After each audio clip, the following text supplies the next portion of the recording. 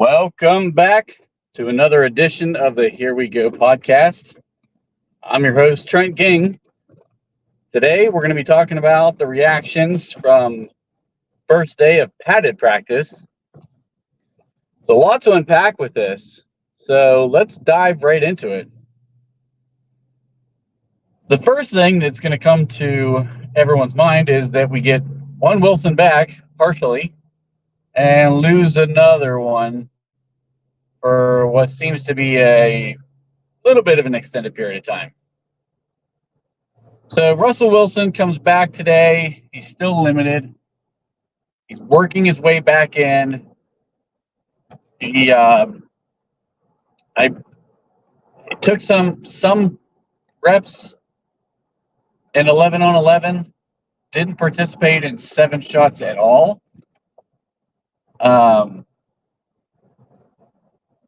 This seems a little bit more than just a minor calf strain to me. I mean, maybe I'm wrong. Maybe they really are just slow playing this thing because of his age and because of the fact, I mean, he is such an accomplished veteran.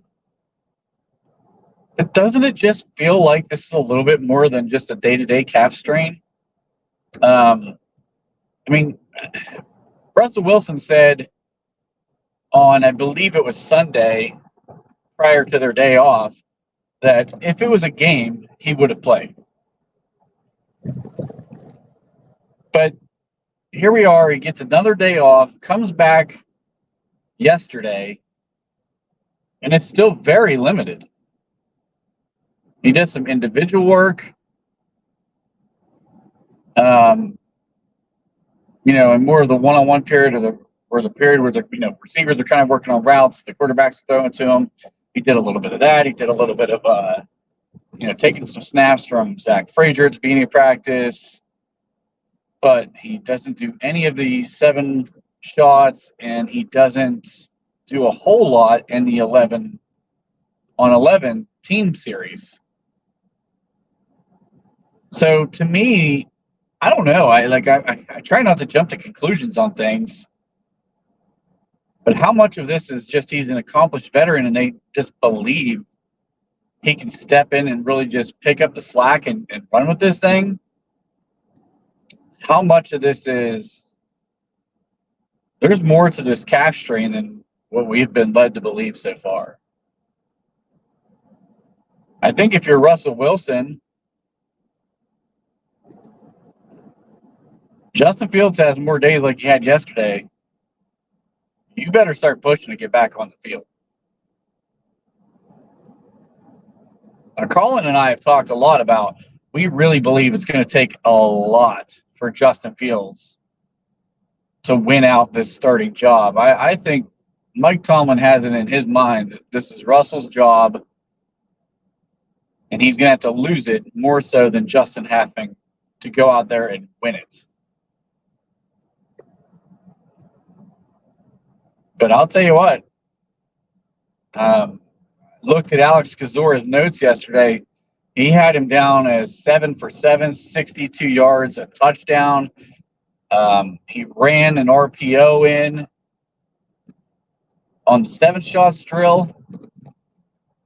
He had a nice rollout where he ran for more than it was more than a 20-yard gain. He had it down for, I think, 20. I thought it looked like it was more along the lines of 25, but the video isn't super clear from where, I didn't start counting it exactly. But I thought it looked like it was about a 25-yard gain. So, 2 total touchdowns on limited snaps on top of a perfect completion percentage, on top of showing his legs.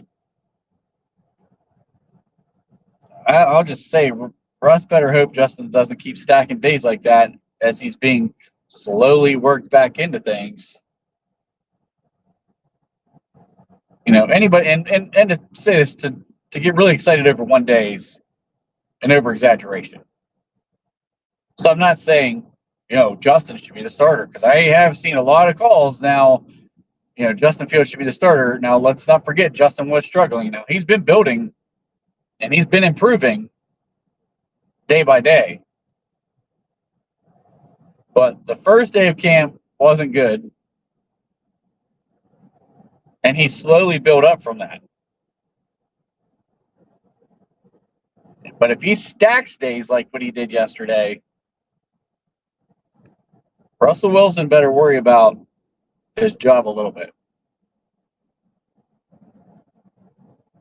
Now, I will say, Russ had a nice ball. I think it was to Van Jefferson.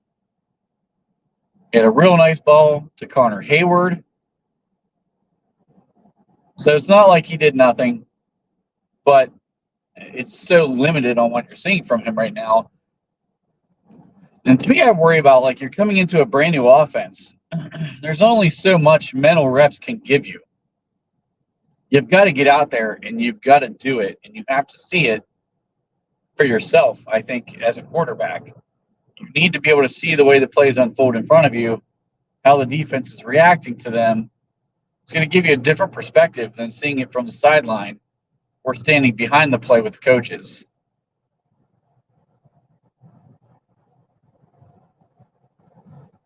So it's going to be really interesting for me to see how much they keep babying this injury. That way we can actually truly learn, is this more serious than we were led to believe, or is it simply that they are fully confident that Russell Wilson's already kind of got this offense down despite having not done it live yet? That part to me was the first piece of camp that I found very interesting, was just the fact that I expected him coming off of a full day's rest to participate much more than what he did. To see that it's still not happening, I'm a little concerned. I'm not overly concerned, but now I'm a little concerned that this is more than what they led it to believe. The second half of what I mentioned here is, of course, our rookie, Roman Wilson, takes a jet sweep, trying to gain the edge, gets rolled up on by, I think, Anthony Averett. And, of course, the reports are he's carted off the field. Well, if you guys watch any of the videos, Latrobe is a giant hill to get in and out of the field. Not sure if I have a sprained ankle, if I'm wanting to walk back up that hill. So, yeah, of course, he got carted off. Now, the reports were he walked off the field on his own power and was later carted off up that hill to get some medical attention. It sounds like he's going to miss weeks, not days. But the silver lining to that is it's weeks, not season. So, yeah, we're going to lose Roman Wilson, who has been coming on pretty strong as camp has gone on. He's starting to piece things together, but now this is really going to hinder his development. And if you're pushing him into the regular season for a return date, as in like week 1, not preseason, which seems to be what's being reported at the moment,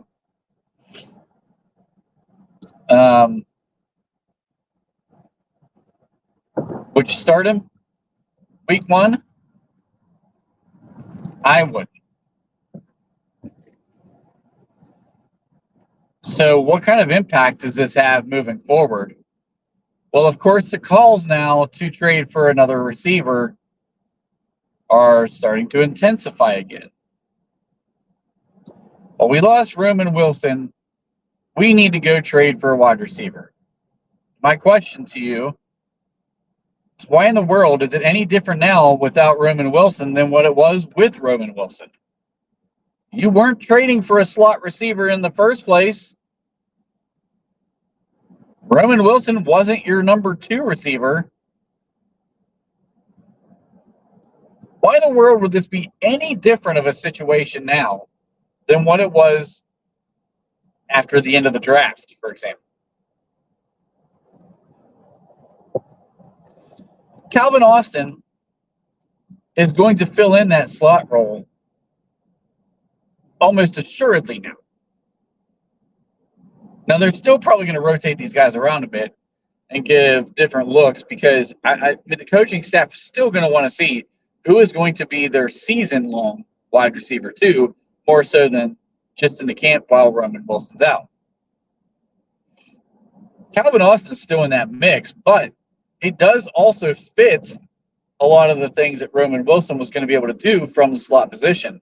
So let's not pretend that Roman Wilson going down now intensifies the need for a wide receiver. Why? Like, I don't get the people who are like, oh, well, Roman Wilson went down. We got to go get a wide receiver now. We got to trade for a significant player. He's a rookie. We didn't even lose a significant player yet. He could turn into one. But he's no more significant than anybody else in that wide receiver room vying for a spot on the field.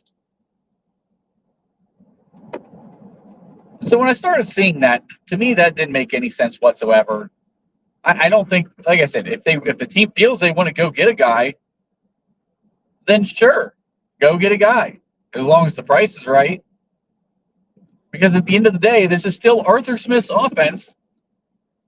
The second guy on your team who's going to be receiving targets and the focal point outside of George Pickens and the running game is still going to be Pat Freiermuth. Nothing changed with an injury.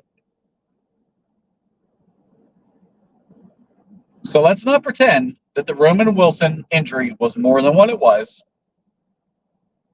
To me, it's more of I wish he didn't get hurt because now this is really going to hinder his development as a player, his growth, the strides he's been making already. And now it turns it into we're going to have this kid developing as the season goes on, which rookies still typically do, don't get me wrong, but he's going to be starting much further back in that process than I would have liked. I thought that the momentum he was building in the last couple of days specifically was something to really work on, and he was kind of a dark horse to be the wide receiver too, but if he kept stacking days and growing at the rate he was growing, I think you would have heard people talking about him being right in the thick of things for that wide receiver 2 spot. But now that kind of shoots that idea down. So if a move like that were to happen, you're not going to see it until, I think, well into the season at that point. Tomlin's not a huge fan of change. Once he kind of sees things playing out, he likes to work guys in rather than make impactful change. You know, I think we saw with Broderick Jones, the spot start, moves over. You know, Joey Porter Jr. saw it. You know, he didn't start at the beginning of the season. They played him in situational football type setting, and then worked him into the lineup more and more and more until he became a starter. I think you saw it with Keanu Benton a lot all of last year. I mean, at times he showed like he was going to be the best defensive lineman on the team. He was showing those kind of flashes, but it wasn't consistent. So he kept just working him in. And he played somewhere around, 36 to 40% of the snaps.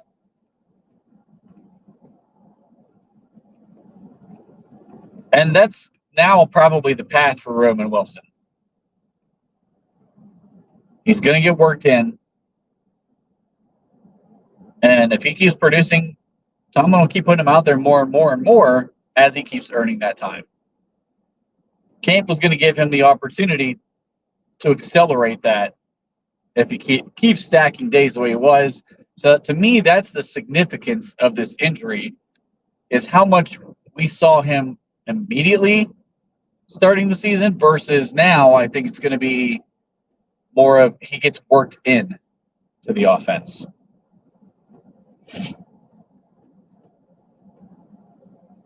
So, tough break for him. I do think it's going to take a little bit away from Well, I should say this. I hope it doesn't take away from how the team planned to use him prior to the injury, but because I think they're going to work him into the team more so than thrusting him into a starting slot receiver type role. I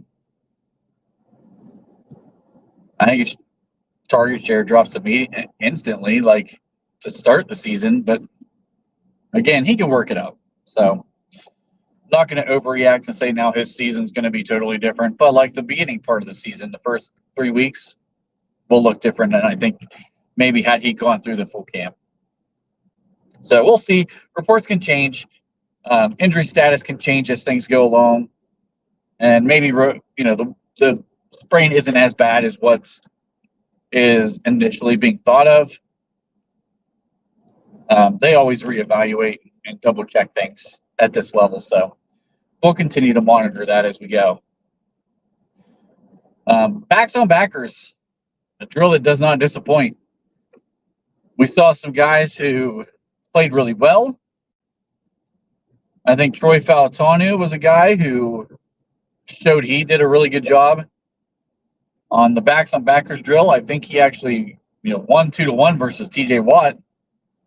Got ran over once, but nevertheless, you see the fight in this guy where no matter if he gets beat or not, he's going to be determined that next rep to get up and go win the next one. So, and that's exactly what he did.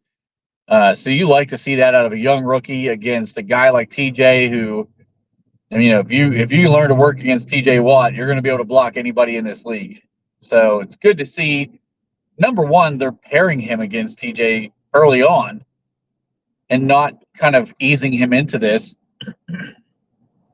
So I like that. And I like the fight that you saw out of Troy Fautanu, which if you listen to any of the interviews, of course, this guy is going to be a guy who brings a certain mentality to the team that is going to lend to what old-time Steeler football used to be. And that tough, hard-nosed, grit, physical type guy. And he's not backing down from one of the best in the world to do it. So I like it.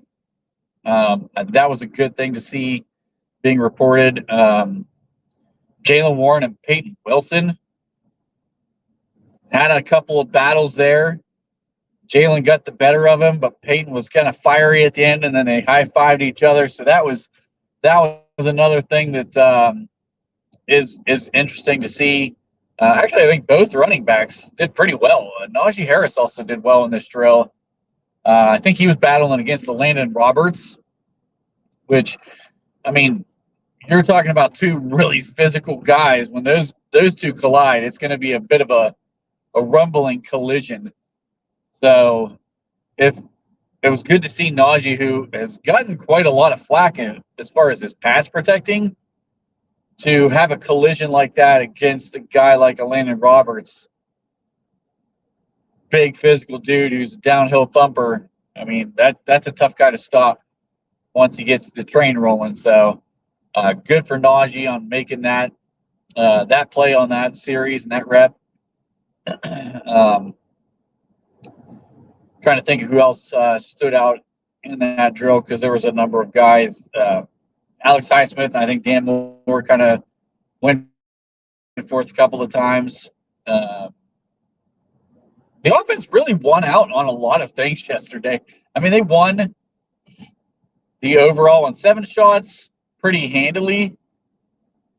It seems like they played very well throughout the 11 on 11 and all 3 series. The back on backers drill, it seemed like it kind of went back and forth, but it seemed to have favored the offensive guys. And from the reports, sounds like the defense got real quiet yesterday. So, of course, the trash talk is going to be flying. The defense has had the upper hand in the first 4 days of camp. And yesterday, the offense came out firing back a bit. So it was kind of interesting to see that the offense seemed to have kind of gotten the upper hand throughout the day. And again, You're starting to see some of the running game get filtered in. Of course, it's not live tackling the entire time, but it's nice to see that Justin was able to start getting himself into a rhythm. Had a great throw and catch to George Pickens. Put a ball on a corner throw where he and George and JPJ were kind of locked up one-on-one. Fields put the ball out there where only George could get it, and George caught it in a fashion that not too many guys in the NFL could with that one-handed snare. Dude just puts on highlights every camp. Joey and George are going to be battling all camp long. This is the whole Mike Tallman iron sharpens iron thing just coming to fruition. And there wasn't anything Joey could have done in that scenario. So, like I said, great ball placement, great catch, and he was in tight coverage. Just nothing you can do about it. But that camp battle, it's going to be interesting. If Joey starts winning some of these, if he can win against George, you feel like he can win against just about anybody in the league. So that'll be something to continue to monitor now that the pads are on. And I think you still see a lot of the new guys getting integrated into this defense with Deshaun Elliott, Dante Jackson making plays. Patrick Queen was showing up a little bit. Peyton Wilson has still been kind of the talk of camp as far as the rookies are concerned. The drafted rookies, I should say. He's been a guy who continues to flash the athleticism, who keeps getting work with the first team. Now, Cole Holcomb's not there yet. But I really am starting to wonder if Cole Holcomb's a necessary commodity on this team. If they trust Peyton Wilson as much as they have shown to trust him right now, they're working him in with first-team guys. Camp's an easy time not to work guys in with the first team unless you really see something you like, and they seem to see something they like out of him. I listen to guys like Alan Saunders, who I respect, and I like his opinions. He's not that high on the playing time for Peyton Wilson, but to me, everything they're doing, and he's obviously covered the team much longer than I've been talking about this. This is episode 25, I think. So I don't, as a fan, you don't deep dive into things the way that you do if you're going to be talking about it on something like this. But to me, I feel like that the way they've been working him in, this is not something where he's just going to be maybe a dime package type of guy. I think he's going to be a guy who's a rotational piece. So, again, I'm not going to go overboard on this thing and say he's going to play 50% of the snaps, but I don't think it's going to be 20% of the snaps either. I think he's going to get somewhere in that 30 to 35 range percent of the snaps. And if he is as good as what they feel he is, then what value does Cole Holcomb bring to this team on this defense? Brings a big cap hit. Way too big of a cap hit to be sitting on your bench. Way too big of a cap hit if he's not a starter. And then on top of that, it's in a non-premium position. You got to cut that cap. You've got to get that off the roster. I know we've got room right now, but you're going to have a lot to re-sign next year. And, of course, you could always cut him next year, so I get it. But to me, Cole Holcomb is – you don't know what the player is going to be when he comes back, first of all. Second of all, if Peyton Wilson shows he's playing as strongly as he has been so far throughout camp, then Holcomb's roster spot becomes less and less clear. I mean, Mark Robinson's not a guy who's really shown anything beyond being a run stopper. His instincts aren't very good. but as your fourth linebacker, I mean, does it matter? We saw last year it can matter. The injuries can happen, but like you could also go into the free agency pool to pick guys up, just like we did last year. Robinson still didn't see the field that much, even with devastating injuries across the linebacker group. So that becomes a storyline to me: is does Cole Holcomb have a future here after training camp? That becomes less clear. So I know there's probably a lot of things that I haven't quite talked about, and there's some intention behind that. Colin and I are going to be doing another live show sometime tonight. I'll be posting on X when that live show will be starting. We had some nice engagement going last time. I hope to get some of that engagement back again this time. And this time I actually plan on opening it up to questions at the end, which is not something that we had built into it last time. But I really enjoyed the engagement, the questions, and trying to address some things like that. So I want to do that again. So we're actually going to dedicate the last piece of that segment, the last segment rather, to open it up to conversation and questions with the people who are listening. So if you see this, please jump into that. Please get that engagement going again like we did last time. Again, if you really like the content, like, share, subscribe. Looking forward to talking to everybody and seeing everybody tonight on the podcast.